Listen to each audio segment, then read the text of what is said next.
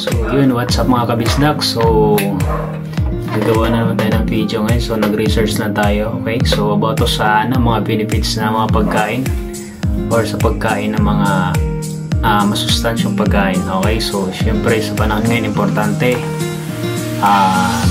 malusog tayo at healthy tayo palagi. So ingat tayo sa mga kinakain natin. Okay, so ito yung mga dapat yung kainin.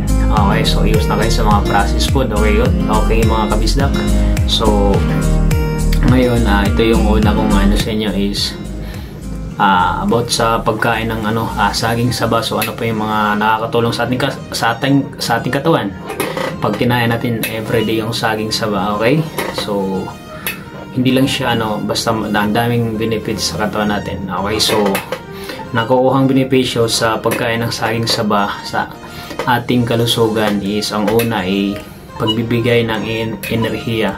So yun, medyo lumakas tayo pagka ganun kasi yun nga, maganda siya sa katawan natin. Pangalawa, pagpabuti ng ating digestion. So yun, nakakatulong siya. Pangatlo, pagpababa ng ating blood pressure. Okay, so pang-apat, pagpapalakas ng ating immune system. So yun, kailangan laging malakas yung immune system natin. Okay, so pang-lima, nagpapaganda ng ating mga balat at nagpapababa din ng timbang ito mga lads. So ikaw nagpapayat, so maganda to, gagawin mo siyang pang diet. Okay, so pangpalit mo sa rice, instead mag-rice ka, so ito na ang kakain mo, saging saba everyday. So panghuli, nakakatulong mapanatili ang ating kalusugan at maganda yung heart natin, so wala tayong sakit. So good for heart din siya at sa bone ng pagkain ng saging ng saba. Okay, so ano pa, marami pa mga kabisdak. So about doon naman tayo sa mga gulay.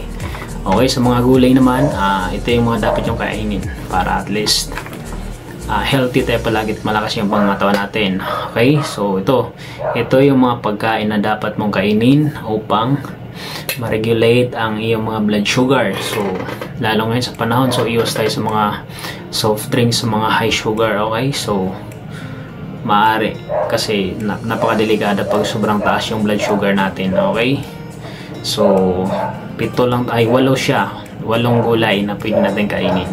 So pili ang dito. Una is yung ampalaya. Okay, so ang daming benefits niyan sa katawan natin. Okra, yung okra naman good for maganda siya pag naka-diet ka. Okay, so kangkong, so simpleng lang gulay pero ang daming benepisyo sa katawan natin. Ano pa, labanos, pipino, maganda rin yan lalo sa mga bata.